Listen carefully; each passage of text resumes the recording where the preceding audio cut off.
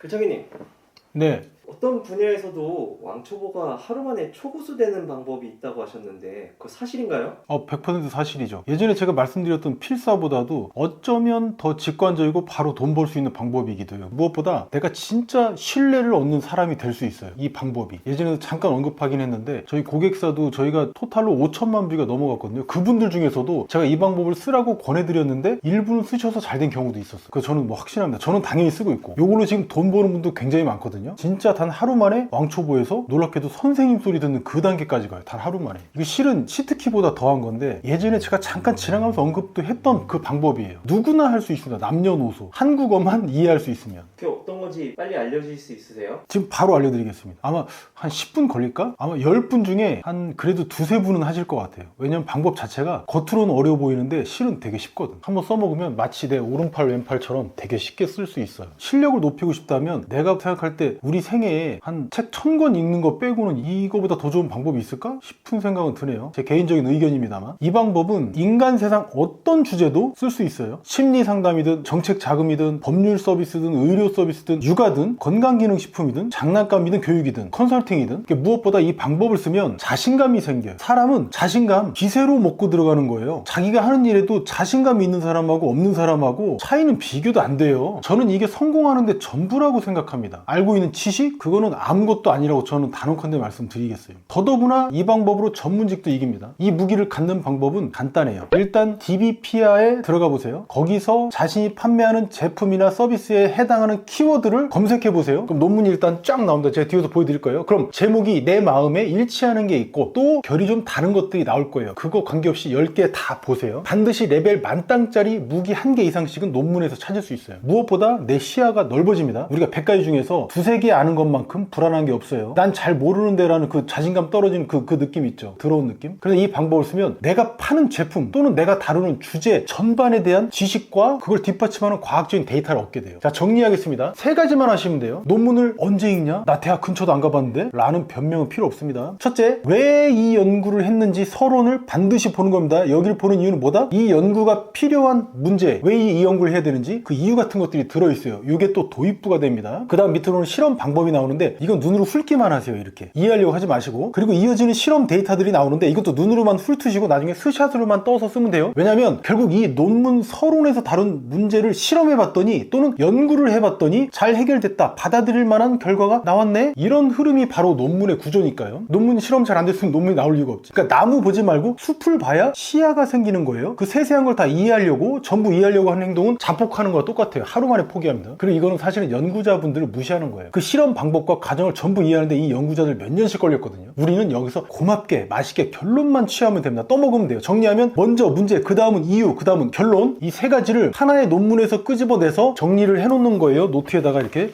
정리를 해놓는 거예요. 10개를 하는 거야. 어떤 논문에서는 1개만 건질 수 있고요. 어떤 논문에서는 2-3개 이상 또는 10개도 건질 수 있어요. 그러면서 여러분은 스스로 자신감을 얻게 될 겁니다. 난 이런 근거로 너한테 이야기하는 거야. 내 피셜이 아니야 라는 그 자신감입니다. 최상급의 지식이야. 그것도 내가 아는 지식은 내 스스로 사랑하게 돼 있어. 왜? 내 거니까, 내 새끼니까. 바로 이게 자신감과 인생에 큰 만족감을 줘요. 그러니까 전문가랑 이야기해도 이제 안 꿀려. 왜? 난 누구보다 과학적인 근거를 무기로 갖고 이야기를 하는 사람이니까, 그걸 알려주는 사람이니까. 무엇보다 전문가라는 사람들도 그 분야에서나 전문가지 타 분야에서는 똑같이 초보자입니다. 아인슈타인도 물리학에서나 천재지. 양자역학 이런 거. 육아에서는 8명 키운 우리 외할머니가 더 전문가예요. 안 그렇습니까? 약간 오바해서 이 논문에서 얻은 전문성이라는 건 뭘 의미하는 거냐면 마치 페레이라하고 유치원생하고 싸운 거와 똑같은 거예요. 논문 안 본 일반인 따위는 1초 컷도 안 된다는 거야. 상대조차 안 된다는 거예요. 자, 이제부터는 그런 무기로 글과 영상을 써보시는 겁니다. 왜? 고객들이 엄청 기뻐할 테니까, 시청자분들이 엄청 고마워할 테니까. 그런 분들 100명, 1000명, 10,000명 만드는 거 금방입니다. 충성 고객이 없어서 돈을 못 버는 거예요. 유료 광고할 필요도 전혀 없습니다. 바로 이게 방향성이죠. 죽을 때까지 신규 고객을 유료 광고를 통해서 돈 내고 만드느냐, 즉 아무 신뢰도 얻지 못하면서 돈만 다 휘발돼서 날아가 버리는, 그리고 다음 달도 더 불안해질 게 뻔한 그 길로 갈 것이냐, 아니면 날 좋아하고 고마워하는 사람들이 점차로 많이 생겨서 자연스럽게 판매 노력이 없어지고 도리어 줄 서는 효과를 만드는 방향으로 내 자체를 브랜딩할 것이냐, 마치 벤츠나 포르쉐 같은 그 브랜드가 될 것이냐라는 거예요. 거기 사람들이 살려고 줄 서잖아요. 자, 그럼 구체적으로 논문을 내 무기로 만드는 방법을 살펴보겠습니다. 지금부터 육아 관련된 논문을 볼 건데 육아라는 그 내용 자체에 집중하지 마시고 논문 구조를 어떻게 활용하는지만 보시면 됩니다. 특정 구간에서만 발췌해서 쓴다는 사실만 이해하시면 충분합니다. 논문은 세 군데만 보면 됩니다. 세 군데만. 첫 번째 서론이에요. 그 다음에 두 번째는 실험 방법입니다. 그 다음에 데이터. 그 다음에 마지막 뭐다? 결론입니다. 우리가 취할 건 뭐다? 결론이에요. 왜 이 연구를 수행했는지, 그 다음에 그 연구 수행을 했는데 실제로는 어떤 결과가 나왔는지, 이것만 갖고서 사람들한테 얘기해 주면 돼요. 그러니까 논문 읽을 때 절대 어렵게 읽지 마시고 이 세 가지가 전부입니다. 중간에 얘기했던 방법론과 그 과정이라는 건 이해하실 필요가 없다고 제가 말씀드렸어요. 이해하실 필요가 없습니다. 왜 그런지 지금 또 설명드릴게요. 먼저 이게 시작인데요. 이 연구를 왜 수행했냐는 거야. 왜? 그래야지 대상을 특정할 수 있거든요. 문제는 뭐냐면 현대사회에서 부모의 허용적 양육 행동이 증가하고 있대요. 이게 뭘 의미하냐면 아동이 미디어 기기를 보는 데 있어서 그걸 말리질 않는 거예요. 그러니까 아동이 중독이 되겠죠. 그러니까 이 중독 현상이 학교 적응 저하로 이어질 가능성이 있다는 거예요. 이게 문제라는 거예요. 이것 때문에 이 연구를 한 거래요. 근데 그 원인이 뭐냐? 애들이 왜 그렇게 미디어 기기, 말하자면 유튜브에 중독이 되고 스마트폰에 중독이 되고 이러느냐? 부모가 자녀를 과잉 보호하거나 일관성 없이 양육을 하기 때문에 그래요. 서윗한 부모, 친구 같은 부모 이런 거죠. 예전에 우리는 어땠습니까? 뭐만 하면 두드려 맞았죠. 근데 요즘은 그렇게 했다가는 깜빵 가잖아. 그러니까 스마트폰과 인터넷이 보급된 건 뭐 당연한 거예요. 이것들은 당연히 아동들이 아무런 자아가 형성되지 않은 애들이 그 스마트폰 보는데 당연히 악영향을 미친 거죠. 그럼 일단 여기까지는 됐고요. 일단 문제 나왔습니다. 그 다음에 뭘 알아야 되죠? 한 가지 알고 들어가야 될 게 하나 있어. 이게 원모어띵인데 뭐냐면 바로 핵심 개념이에요. 이건 알아야 돼요. 왜 그러냐면 이 핵심 개념들이 서로 어떤 관계를 갖느냐가 이 논문의 시작과 끝이기 때문에 그런데 따라서 각 개념 모르면 둘 사이 관계도 모르는 겁니다. 이게 뭔지 쉽게 설명드리면 가령 라면이라면 어떻죠? 면과 스프, 물이 있겠죠? 면을 안 넣으면 어떻습니까? 라면 먹는 의미가 없지. 그 다음에 스프를 절반만 넣으면 맹탕이 되겠지. 그 물을 안 넣으면 짜겠죠? 면하고 스프만 있을 테니까. 이런 각 개념들의 관계를 아는 거랑 같다고 보시면 돼요. 아까 전에 핵심 개념 말씀드린 첫 번째가 뭐냐면 허용적 양육행동. 이게 대체 뭔 말이냐? 부모가 자녀에게 따뜻한 관심은 보이지만 명확한 규칙과 통제 없이 모든 행동을 허용하는 양육 방식이래요. 그럼 두 번째, 미디어 기기 중독이라는 건 대체 그건 무슨 말이냐? 아동이 스마트폰, 인터넷 등에 과하게 의존을 한다는 거예요. 그래서 이거를 사용하는 시간이 증가한대요. 이걸 말하는 거고, 더 무서운 건 뭐냐면 이제 얘네들 사용하지 않잖아. 그럼 애들이 불안과 초조함을 느끼는 상태래요. 이게 미디어 기기 중독이라는 거예요. 이게 엄청난 문제라는 겁니다. 세 번째, 학교 적응. 아동이 학교 생활에서 긍정적인 태도를 가지며 학업, 교우 관계, 교사와의 관계 등에 잘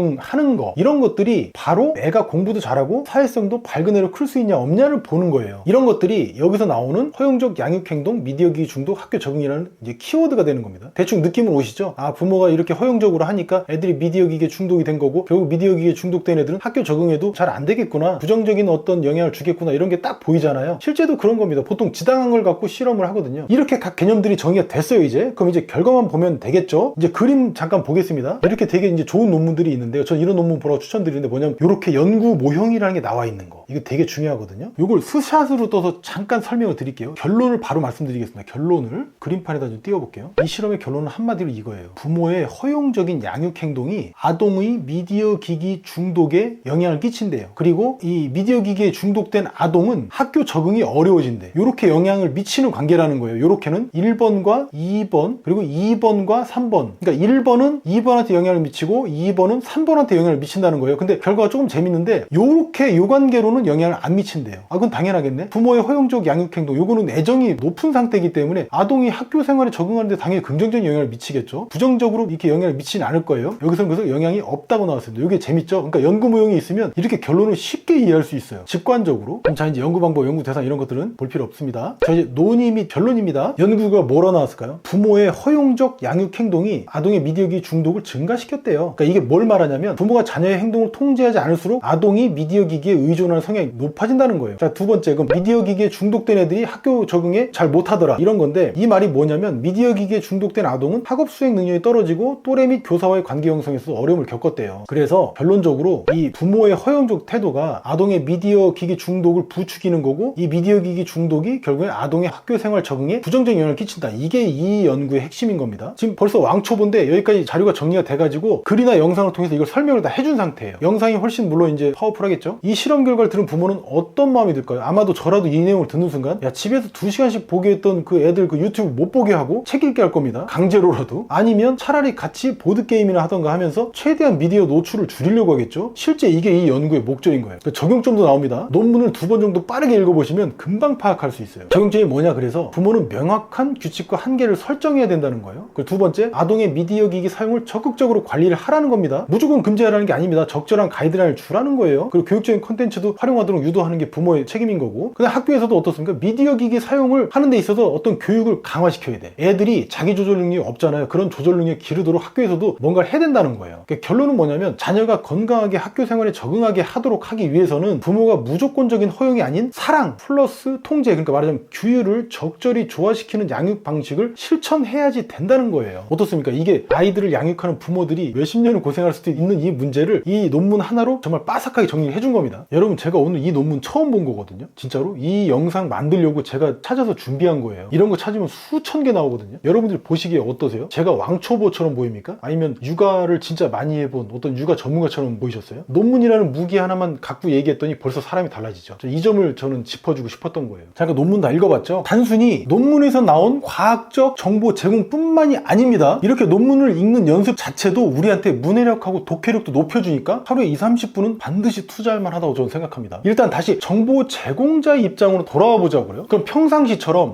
그냥 애들 손 너무 보게 하면 안 좋은 거 아니야? 이런 투로 말을 하는 사람하고는 벌써부터 비교가 안 되죠. 왜? 그 문제에 대해서 문제 인식부터 원인, 그리고 여기서 나오는 전문 개념들, 그리고 해결책, 마지막으로 앞으로 어떻게 해야 아이들이 미디어 중독 없이 학교에 잘 적응해서 타의 본이 되는 그런 미래 꿈나무로 클 수 있는지 그 시사점까지 완벽하게 다 들어있어요. 누구한테? 지금 아이들한테 무분별하게 스마트폰을 보게 허용하는 그 부모들한테요. 저 포함해서. 이 내용을 접한 부모들은 이 정보 제공자를 보고 이런 왕초보 이렇게 생각할까? 도리어 평상시에 스마트폰 많이 보여줘서 고민인 부모한테는 그분은 아주 담비 같은 가이드지, 멘토지, 선생님이 되는 거죠. 이게 논문이라는 과학적 데이터를 가지고 말하는 사람하고 아닌 사람하고의 이 차이인 거예요. 이런 식으로 써진 뉴스 기사도 많이 보셨을 거예요. 이런 구조로. 그래서 이런 정보는 굉장히 귀합니다. 어디서든 다 쓰이거든요. 교과서에 원래 내용이 되는 게 이 내용이거든요. 논문. 우리는 이런 정보를 가지고 우리를 브랜딩하는 포장지와 실제 내용으로 써야 된다는 겁니다. 전략이죠. 시간과 의지만 있다면 누구나 할 수 있는 거예요. 약간 온라인에서 돈 버는 방법론에 대해서 제가 잠깐 말씀드릴까요? 전문가들이라고 하는 분들, 강사들, 그리고 마케터,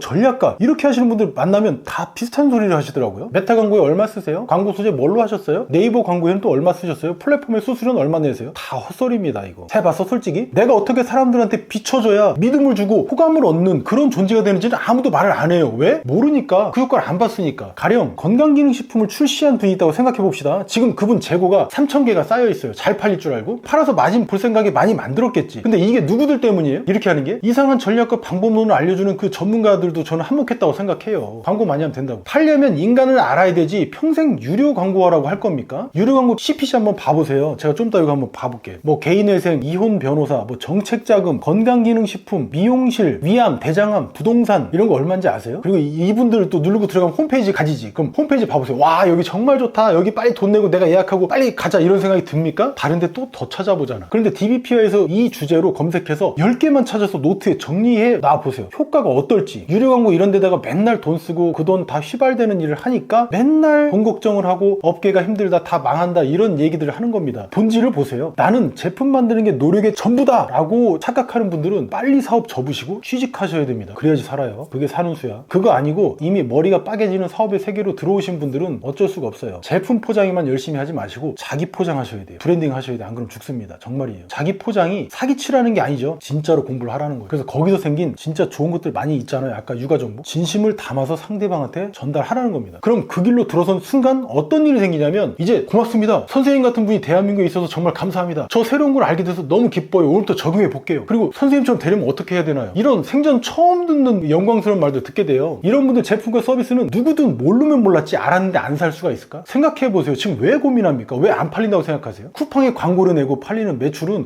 허상이에요. 그거 지금보다 광고료 배는 더 늘려야 되는 시기가 곧 올 건데 그 위너 잡아갖고 파는 게 답이라고 하는 분들이 설마 지금도 있을까? 없겠지. 그런 분들은. 건기식 사례로 돌아와서 이 주제는 솔직히 의사, 약사님 말고는 권위자도 없고 발언권도 없는 시장이에요. 감히 누가 그들을 뛰어넘습니까? 어느 누가 전문직 말을 듣지 감히 일반인 따위의 말을 들어? 가령 바나바가 들어간 티, 이 먹는 차 있죠? 당뇨 환자들한테 아주 좋다고 얘기해요. 이건 그 업계라면 다 아는 사실이에요. 그런데 같은 내용인데 의사나 약사분이 하는 이야기하고 저같이 아무것도 모르는 비전문가가 하는 얘기하고 레벨이 같진 않죠. 듣는 사람도 당연히 다르게 느끼죠. 네가 뭔데? 이럴 때 그럼 주저앉아야 되나? 나는 건기식 팔아서 그저 돈이나 번 사업가 컨셉으로 나를 그냥 이렇게 드러내 벌어내면 돼요? 물론 그렇게 생각해도 좋아요. 나쁜 건 아니야. 백수 이런 게 있지. 백수에서 지금은 건기식 팔아서 집에서 한 달 1억 매출 내는 뭐 48살 남자 이럴 수 있겠지. 조회수는 좀 나오겠지. 근데 이래서는 어때요? 콘텐츠 고갈돼. 앞으로 어떻게 활동할 건데? 제가 지금 다시 건기식을 한다면요, 저 예전에 수백 개씩 팔았거든요. 전 절대 날 그렇게 포장 안 할 것 같아요. 저랑 100% 건강정보 알려주는 남자 그 컨셉으로 갈 겁니다. 그럼 내가 의사, 약사, 제약회사도 아닌데 그 약한 근거는 뭘로 채우나? 아주 강력한 무기 오늘 배웠잖아요. 나는 의지와 시간이 있다니까. 이걸 가지고 논문 찾아서 공부할 거예요. 하루에 3시간 하면 10개씩 나올 텐데 이 AI 시대의 유일한 차별점이 저는 이거 하나라고 봅니다. 이게 100억짜리예요. 이걸 잘 활용했을 때 물론 논문 외에 책도 있는 거예요. 당연히 누군가 여쭤보실까봐 책도 당연히 좋아요. 유튜브에서도